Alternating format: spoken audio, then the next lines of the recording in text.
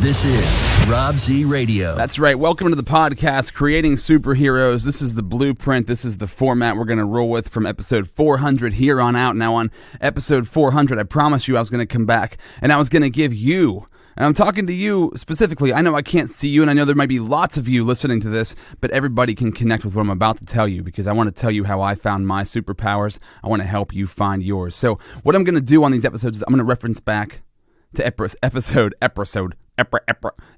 400 so you can understand what creating superheroes is all about, because to be a superhero, you must access your superpowers. Now understand, I said you must access, not you must create, you must find, you must develop, whatever. Those superpowers live inside of you. They are already a part of you. You've just got to figure out how to tap into them. So I'm sure many different people, and if you talk to successful people, they would probably all have different ways of how they tapped into their superpowers, and maybe they'd never even identified their superpowers with those words, superpowers, okay? But here's how I'm going to do it, because I love superheroes, I love comic books, and I love describing to myself my superpowers in a way that makes me feel super powerful, because why else would I be doing this if I didn't feel like these things were super powerful, okay? So for me, my superpowers, content creation. I love creating content. It gives me energy. What do you define these superpowers by? I'll go back to it for 1 second. It must be something that you're automatically, naturally acclimated towards. It's something that you're naturally good at, okay? It's something that when you do it, it doesn't drain you. Even though you're good at it, it could still drain you. But this is something you're good at, you do it, and it gives you more energy. And it's something you can give back to the world and add massive value to people's lives and serve those people, okay? So mine, content creation, teaching, meditation, speaking, humor, fun, having a good time. That's a superpower of mine. Relatability, the understanding of social media. And podcasting is included in my brand of social media, and connecting in conversation. Those are superpowers that I have, I harness, I have in my wheelhouse. What are yours, okay? You may not know. When I was first asked a question of what my skills were back many years ago, I didn't have any answers. Now I could give you tons of answers. So let me give you a 4-step formula right here. I want to get to this right now and give you this real, powerful information. A 4-step formula to help you define and find your superpowers. I've told this to a lot of people. I learned this from a mentor of mine, Ty Lopez. I've met Ty on numerous occasions. I'm in one of his masterminds. You can look up Ty online, T-A-I, Lopez, L-O-P-E-Z, multimillionaire. He's started like 20 or 30 businesses. The guy is unreal, okay? And I'm not on a name-to-name basis with him.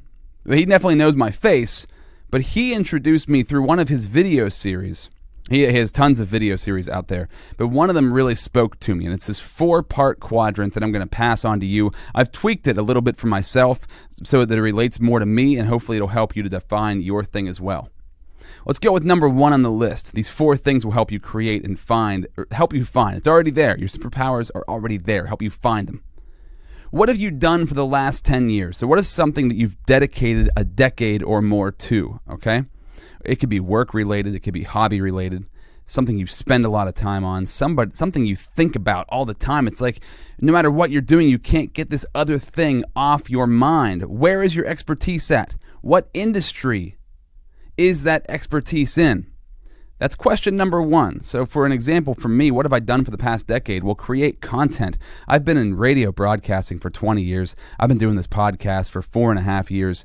And ever since I was young, I did pretend radio shows in my bedroom. Before the internet existed and you could do a real radio show in your bedroom, I would do pretend ones because I loved, for whatever reason, creating content. I just never had the self-esteem. I just never had the self-confidence until now to really hone it and own it and put it into what this is, what you're hearing right now. This is like the culmination of 36 years of working on myself, okay? So what have you done for the last 10 years to find that? For me, creating content, being in broadcasting, putting myself out there, entertaining, humoring people, and bringing my personal life out to others as a form of entertainment. Define that for yourself. And now listen, as I'm going through these 4 things, you want to spend time on these. You don't want to just jump to conclusions. I spent weeks, if not a month or so, thinking about these 4 questions. And I would have answers, and I'd change those answers. I'd elaborate on those answers. I'd ask other people these questions about me to get honest answers, and I would talk about these 4 questions a lot, right? So as I'm talking to you about them right now, I've talked about this in my own mind and with other people hundreds and hundreds of times. Okay, so understand that you got to put thought into this to make sure it's right, and you're probably going to tweak it along the way. Number 2, what do strangers compliment you on? What do strangers compliment you on? And when I say strangers, probably not somebody walking by you on the street. But what I mean is somebody who's a friend, somebody who's an associate, a coworker, a family member, anybody in your life who does know you really well or just kind of knows you. What are those compliments they throw your way? And here is the thing. You may have these answers from these people in your own mind. Oh, this person thinks this of me. Oh, this person thinks that of me. Well, you really got to go ask them those questions before you get the real answers. And I'm telling you right now, you must ask these people these questions. And when you ask your friends, when you ask your family, they might give you some bullshit answers. They might throw some answers out there that they're just trying to make you feel better about yourself. They're trying to tell you what you think you really want to hear. So when you ask people maybe that don't necessarily like you all that much, that's a big one. When you ask people who don't necessarily know you all that well, that's a big one. When you ask people who may have a perception of you because they know something about you in life, but they don't personally know you, that's a good one. But also your family and also your friends, if you can get them to be really honest, make an effort for them to be as honest with you as possible, and make it an effort to be as honest with yourself as possible. What do people compliment you on? What is that about you that attracts people to you? What is that about you that makes you stand out? Now, like I said, these questions may be something that might be scaring you right now to even think about these things. When I used to hear these kind of questions, it used to scare me. It used to make me become a turtle and hide inside my shell. I'd get bashful. I'd get shy. I'd get ashamed. I'd get embarrassed. And that's just because of the internal dialogue that I had in the conditioning. It doesn't mean that's actually who I am. I broke free of that mold. Now I can hear these things and I can talk about them fluidly because I've talked and thought about them so much because they're so important for growth in your life. What do people compliment you on? Think about it. Ask the question. Apply it. Question number 3. What do you love talking about? Okay? A lot of us talk a lot in our own heads and not a lot out of our own mouths. A lot of us spend a lot of time in front of computers or whatever during the day. We don't actually have a lot of conversations. The conversations we do have aren't that deep, aren't that meaningful. So you got to think about, if I had a really meaningful, deep conversation, what would I be talking about? So put it in a setting of, like, on an ideal night, you're around people that are close to you, your friends, your family. What would you be talking about and discussing? If somebody, say you're hanging with your friends and they said, listen, I'm going to give you, okay, hold up. Real quick, let's go back to what do strangers compliment you on, because I didn't give myself and my example. People have always told me that I'm funny. People always told me that I'm easy to talk to, that I'm relatable. You know, the people that I've asked this question to say, like, that I'm friendly, that I'm relatable, that I'm honest, that I'm likable. I have high likability, that I bend other people, which is a fault of mine, that I'm making a power, okay, that I'm malleable. But my wife, when she was my girlfriend and now, Nene Z, she told me that I'm like a couch. And that might sound like a rude compliment. What am I, big and fluffy? What do I have, a checkered pattern on my body? What do you mean I'm like a couch? She said, I'm like a couch because you can get around me, you can hang with me and be immediately comfortable. And I'm comfortable. Like I used to have a lot of nervousness, but I was always I was always wanted to please other people. So I was a people pleaser, but I have a comfortable persona about me, and I really own that, and I harness that, and I love that. And when I'm thinking about that right now, it makes me feel good that I'm a good person who likes to have people around them and likes to make them feel good as well. And that's a beautiful thing. That makes me feel great. So when she says I'm like a couch, I'm comfortable, I'm relaxing, and people can get comfortable around me very easily, okay?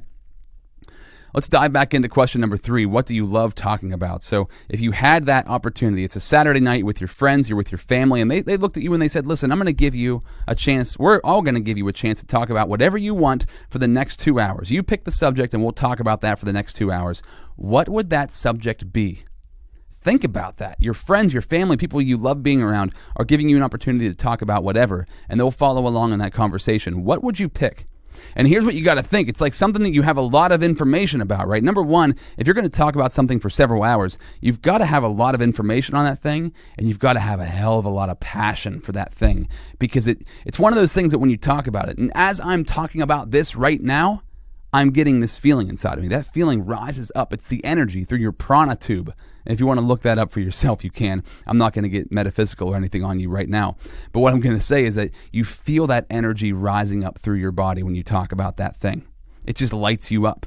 It gets you excited. It gets you super fired up. I love talking about leadership. I love talking about how the brain works and how our minds are not who we are. Our thoughts, our emotions are not who we are. And I love discussing these things that, some people can't even break into that conversation because they haven't broken the mold inside of their own mind yet to understand who they are, who we are, what we are as a species, okay? And once again, I'm not going to get deep into it. Because I could talk about it for like 25 hours straight. I also could talk about music forever. You want to talk about the Red Hot Chili Peppers, you want to talk about like Rage Against the Machine or 90s hip hop or anything like that, I could talk, or Jimi Hendrix or something. I could talk with you for hours. You want to talk about professional wrestling? I don't know why I love professional wrestling. I just always have. It's a love-hate relationship, but I could talk about that for hours. So think about that. Like, if somebody said you got to do a speech and you're going to have to talk on stage for 2 hours, man, and you're shaking in your boots and you're sweating, what are you going to talk about? And you pick that subject that no matter what, you hit that stage, you know your content. Think about that. The reason most people are afraid of public speaking is because they don't know what they're truly passionate about, so they can't tap into this unbelievable amount of knowledge and passion they have inside of their brain. But if they would just tap into that thing, they can get up on stage and talk forever. I can get on stage and talk forever about certain things because I love certain things and I get really passionate about them. And whenever you're on stage and you're talking about something that you know, it's not stressful, it's fun. You might not think that initially, but I've learned that being nervous about giving speeches, when I talk about something that I know, it's easy, man. It's so easy because I have so much passion for that thing. So if you had to give a speech and you could talk about anything that you wanted to talk about, what would your speech be about? If you got a chance to talk about whatever you want in front of your friends for a number of hours, what would you talk about? I mean, I would talk about like aliens. I would talk about leadership. I'd talk about physiology. I would talk about professional wrestling. I'd talk about my favorite music. I'd talk about movies. There's so many different things on that list, but really the main thing, which is what creating superheroes is all about, I would talk about my superpowers, and I'd talk about other people's superpowers. And let's go to Dale Carnegie, okay? How to win friends and influence people. One of your superpowers should also be to always ask questions, okay? So you could also use, what do you love talking about? Make the subject, I love asking people about them, and then creating questions. So I love doing podcasts because I love to be able to challenge myself to carry a conversation. I love to challenge myself to realize that I actually care a lot more about other people's stuff than I realize, okay? Because when you start asking people questions and you play this game, and this is a game I've played, and it's a game everybody should play. If you meet somebody new, just ask them questions. Don't say anything about yourself. Number one, they're going to love you because people love talking about themselves. And number two, you're going to learn a lot about that person. Number three, you're going to learn, wow, this is a skill I've never tried before. I've never tried to just ask somebody questions. I've never tried to just tap into somebody else's mind. I usually just listen to somebody talk long enough so I can think of my next question and say that to them. Or think of the next statement about me and say that to them. That's a lot of people. So when you can flip the script on that, that'll change your life. Number 4, okay? What did you want to do? This is my favorite one. This is my favorite one. I love asking people this question because I love their answers, and I love when their eyes light up whenever I ask this, when they remember that thing, okay? What did you want to do for the rest of your life when you were 10, 11, 12, 13, 14 years old? I'm not going to give an exact age because there's a good age range of about 5 years there where there's something you wanted to be at that age that you hopefully became. But if you didn't, you've always thought, man, I should become that thing. Or that thing is your hobby, but that thing could become your day job. That thing could become your career. That thing could become your mission and your platform to do what you do, okay? What were you obsessed with? What did you want to do for the rest of your life when you were 10, 11, maybe 12 is the best age, maybe 13, 14? For me, I wanted to be a radio DJ, and I wanted to be a professional wrestler. The professional wrestler I let go many years ago. The radio DJ I never let go. I'm still doing that. But I look at it like this. When I was 12 years old doing a pretend radio show in my bedroom, that would have been 1994. The internet, we didn't even get the internet till 1996 in my house, okay? So that was before the internet. Now, if today was around and if I was 12 years old today and I had podcasting and I had YouTube and all these possibilities at my fingertips from my bedroom, you better believe I would have had a radio show, a TV show, whatever that is, online for sure. But because I couldn't back then, it was a pretend radio show in my bedroom. I wanted to be a radio DJ, but I probably really, it wasn't invented yet, but I wanted to be a vlogger. I wanted to be a podcaster. And that's why I'm doing this right now for you. That's why I'm talking about it right now, because I'm living out my dream at 36. Even though I was in radio for many years, I buried my passions under self-doubt, under self-criticism, under low self-esteem, under low confidence. Now I'm bringing all those things out because I've learned the lessons, I've learned the tools to make myself a badass. And I'm not saying that in a braggadocious kind of way. I'm just saying it like, it's time to shine. It's time to rise up. It's time to stop listening to the bullshit from other people and inside of your own head. I'm sick of that for my own life, and I'm sick of it for your life.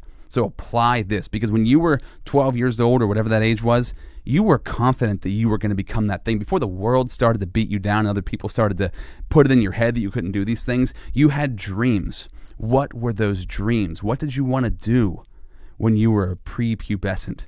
Before you were a teenager, when you just became a teenager? What is that thing? That is your superpower. Your superpower lies in that thing. Are you still doing that thing? You're probably still thinking about that thing.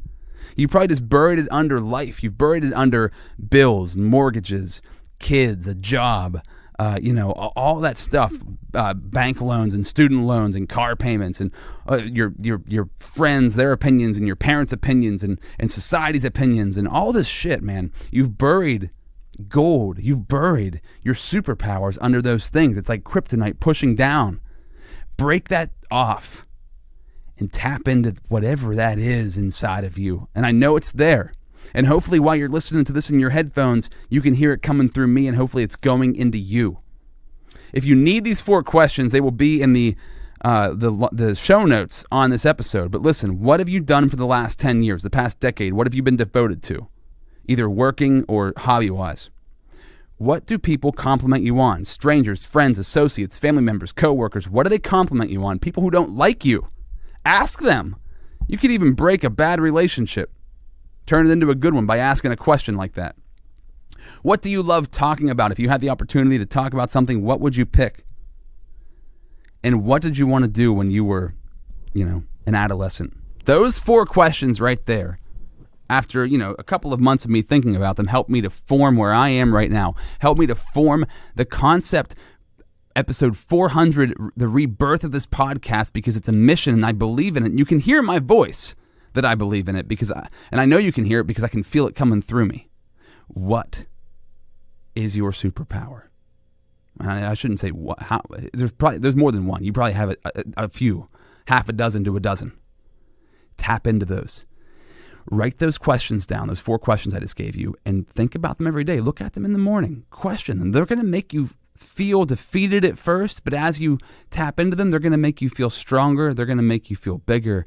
And they're going to help you to rise. And that's what I want for you. I want you to rise, okay? I want you to come out of the ashes. My partner Kyle and I have this program called LIT, L-I-T, Leadership, Impact, Technology, LIT, because I want to light people up from the inside. I want to raise people up, including myself. I'm learning how to do it for me. I want to help other people have it happen to them. Because if you're not serving other people and you're not treating the old quote from the Bible, the true lesson from the Bible, from Jesus, do unto others as you would have them do unto you, you've got to live that. You could be anybody. Remember that. When you see somebody, that person could be you if you were born in their circumstances. And that's true for anybody who's successful down to somebody who lives off the street. Okay, so think about that in your life. And at the end of the episode, I like to give some advice on great books, because this information isn't coming from me. I've just learned all this stuff from other people. And they've learned it from other people. Nobody invented this. It was there since the dawn of time. Now you got to tap into it, okay? So one of those books, Tony Robbins, Awaken the Giant Within. Let me make sure that's the exact title of that book. I'm going to type that in here real quick. I'm going to get some sound effects popping up on here, but hold up. Tony. I'm typing as we go. Yeah. Awaken the Giant Within from Tony Robbins. This book came out in the 80s. Tony Robbins is a personal hero of mine. I love that dude. One day I will meet that man. One day I'll share a stage with that man. One day he'll be on this podcast talking to me about his superpowers. I'm putting that down right now because the point of podcasts is to bring people into your life that you want in your life. I think that's one of the big purposes of podcasts. Selfishly, not just for other people, okay? Tony Robbins, Awaken the Giant Within. That book's a beast. It's a big book, but you can't find anybody better in this game at what we're talking about right now, finding superpowers, than Tony Robbins. Change your physiology, change your values, change your mindset, change your state, change your life. Awaken the Giant Within. Go order that on Amazon. You could probably buy that book for like $2. Get an old copy for like $2, dude. Oh my God, it's so powerful. Find your superpowers. Tap into those. Become a superhero. And then when you do that, you're going to find people who also have their superpowers. You're going to, the universe, the unified field is going to connect you. Might be talking crazy for some people, but it's going to connect you, and those people are going to come into your life. You're going to create the Avengers. You're going to bring your superpowers together and create the Avengers. I'm in the process of that right now for my life. I want you to find it for your life. I love you. I don't know you, maybe. I maybe have never met you, but I love you because I could be you and you could be me, living a different life. I'm not trying to blow your mind. I'm just trying to make you feel good and motivate you and hopefully help you tap into something that you never tapped into before, or to help you get deeper into that thing you've already tapped into. That's amazing. So creating superheroes, that's what I'm here to do for myself and for you. Peace out. See you. This is Rob Z Radio.